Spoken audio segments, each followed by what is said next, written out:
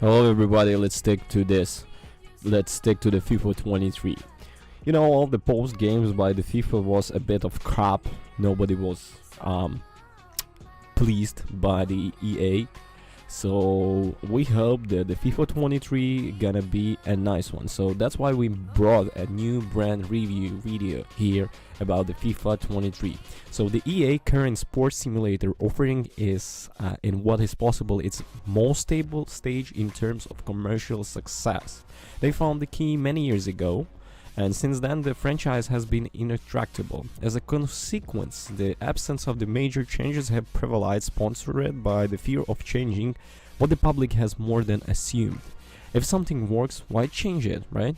That seems to be the maximum, like an iPhone. In fact, the mobility has been such throughout the last 5 years that this delivery seems the closest thing to do revolution that we will live in a long time, and it is not that is either. Despite its notable improvements and the new additions, FIFA 23 continues to suffer from some of those defects that had become hallmark of the saga. Starting with the constant news, as we have been telling you throughout the summer, FIFA 23 arrives the expelled inclusion of Women's Club under its arm, incorporating with the broadcast Women's Super League and Division 1 Arkham. In addition, both in the Qatar 2022 World Cup and the 2023 Australia and Zealand New Women's World Cup will come to the game with the free updates. On the other hand, the game comes with more or less sustainable improvements and revisions in Volta Pro Clubs, FUT, and even in career mode, which adds on in manager section with Ted Lasso at the helm, which I'm not very pleased of, because I didn't watch that TV show, I didn't stick with that TV show, so I don't know why. Probably the fans will cheer it up or appreciate it, but me it's useless. You remember the Alex Hunter game? There was only one FIFA and that's all. Nobody was playing more, continuing the story, because everybody was pissed off. Better to fix your servers, EA, but not about that. But before entering the each of subsequences, it's convenient to attend to the most important of all, the parties. From the outset, the most striking thing is a timid but remarkable evolution in the game system. The application of hypermotion technology too is noticeable in the evolution of the matches. This EA patterned system, which is based on an advanced capture of the real matches through the users of Accentuate's results, is the improvement of several actions. The first of these animations, which have been improved by impelling more than 6,000 new movements. FIFA 22 use emotions. Hyper emotions too, and a full magnetic motion, a data bank extracted for the two high intensity real matches to generate more natural movements in each of the teams. All of this increased the improvement experience in the last year edition, giving rise to matches in which the movement of the ball becomes more relevant than ever. When playing in the sprinters, the reportable of infinite dribbles that became so decisive in previous installments. Now, both moving the ball and keeping in mind the specific profile of the player, we are managing will to be key development of the matches.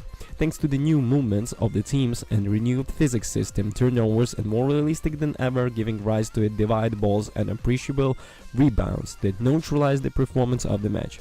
On the other hand, we always must keep in mind the type of player we manage. This typology is marked by parameters of speed, explosiveness, control, and gives rise to three variants of range explosiveness sprinters, but a little background to tireless wide runners who will give the side duty a really bad time. Mechanically, the great addition is given by the power shots of Zapastos, a shot that we can activate by pressing R1, L1 at the same time. And that allows us both to direct the shot to calibrate its intensity. Of course, we must make sure we have enough space if we don't have the closest defender to steal our wallet at the last moment. Its staging with the subtly brings the camera closer to the field of play, contributes to raising the attention of these moments, giving rise of extinct situation in which recovery can be celebrated as much enthusiasm as a goal for our team. So, all constitutes a set of improvements that cannot be classified, but a revolution that comes that notable leap compared to what was experienced in FIFA 22. Of course, the far from clean state that we claimed in several hours few ago. So old voices return to the force as the inseparable goalkeeper calls, which distort some moments by showing the most robotic animation of the entire game. Infallible moves that began to appear when you playing for a while, mainly linked to the trees and the shows.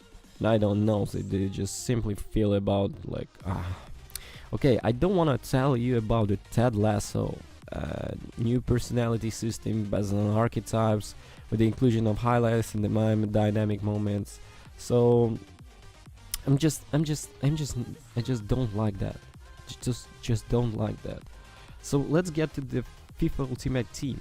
The other great modality that remains us for a deal is obviously FIFA Ultimate Team. Became a long time ago the most relevant mode of the football simulator. Its monetization system one of the company's largest sources of income, and that interference the market has been so prone that it's not managed to escape controversy. I think it's not necessary to remember what relationship was consumption that became established among the minor public means. Sometimes that should always be taken into account when offering this type of product and non-adult public. In AA, they must have note of the situation, and perhaps for this reason, this year the mode has been reformulated, retouching several nuclear aspects such as chemistry generator or the progression system.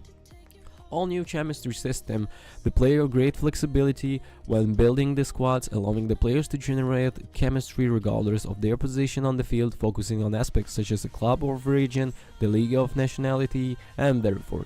Regarding the progression system, the foot moments contribute to the profitability of the time invested in the game. The new events consist of challenges inspired by actual matches or events that occur throughout the season. The title will vary its already generous offer, proposing the simulation based on the soccer events to recent matches of the own invention. These challenges have 3 levels of difficulty and can be completed in 5 minutes. By overcoming them, we get starts that help us unlock player specs and other content, thus generating a welcome new path of progress. In all, FIFA 23 is presented delivery that goes a little further.